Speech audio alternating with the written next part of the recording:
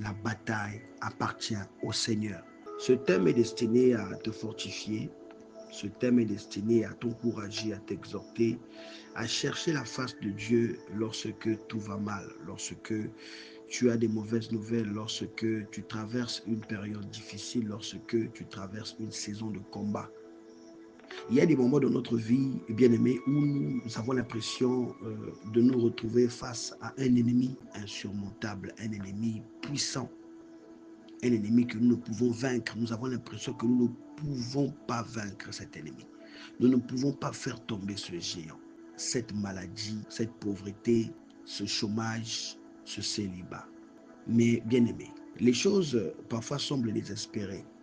Vraiment, il y a des périodes où tu as l'impression que là, je vais perdre, là, je ne pourrai pas, je n'aurai pas assez de force. Dans des moments comme ceux-ci, nous devons nous rappeler une chose très, très, très importante. La bataille appartient au Seigneur. Cherche la face de Dieu. La bataille appartient au Seigneur. Cherche la face de Dieu, bien-aimé dans le Seigneur, quand tu es devant un ennemi que tu considères être insurmontable, imbattable, invincible. Ça peut être une maladie, ça peut être des troubles de le foyer, ça peut être des combats au niveau professionnel, ça peut être ton commerce qui bat de l'aile, ton mariage qui bat de l'aile. Oh bien-aimé, sache qu'il y a quelqu'un. Oui, il y a quelqu'un. La bataille appartient au Seigneur. Lui donne la victoire dans nos batailles et nos combats. C'est l'Éternel des armées. Alléluia. C'est l'Éternel des armées. Pour appuyer mon propos, je voudrais te parler de l'histoire d'un roi. Un roi, mais aussi un homme de foi qui s'est retrouvé devant un ennemi ou des ennemis insurmontables. Devant toute une multitude, mais il a cherché la face de Dieu.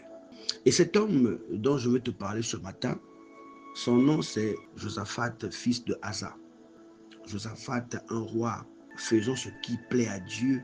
C'était un homme de foi, un homme craignant Dieu, marchant dans la sainteté, la sanctification. Alléluia. Et cette influence-là a permis à Josaphat, à son tour, devenant roi, de mettre en pratique ce que son père lui avait appris. Chercher la face de Dieu. Lorsqu'on se trouve devant des problèmes, lorsqu'on se trouve devant une situation que nous considérons difficile, nous devons invoquer Dieu. Nous ne devons pas nous confier à notre armée, ni à notre argent, ni à notre richesse, notre position sociale, mais nous devons nous rabattre à Dieu. 2 Chroniques chapitre 20, je vais d'abord lire au verset 1 jusqu'au verset 3. La Bible dit que après cela, les fils de Moab et les fils d'Ammon, et avec eux des Moanites, marchèrent contre Josaphat pour lui faire la guerre. On vint en informer Josaphat en disant: une multitude nombreuse s'avance contre toi depuis l'autre côté de la mer, depuis la Syrie, et ils sont à Hatsatson, Tamar. Dans sa frayeur, Josaphat se disposa à chercher l'Éternel. Waouh, j'aime ça. C'est l'attitude que tu dois avoir lorsqu'arrivent les combats, lorsqu'arrivent des attaques, les flèches du monde des ténèbres.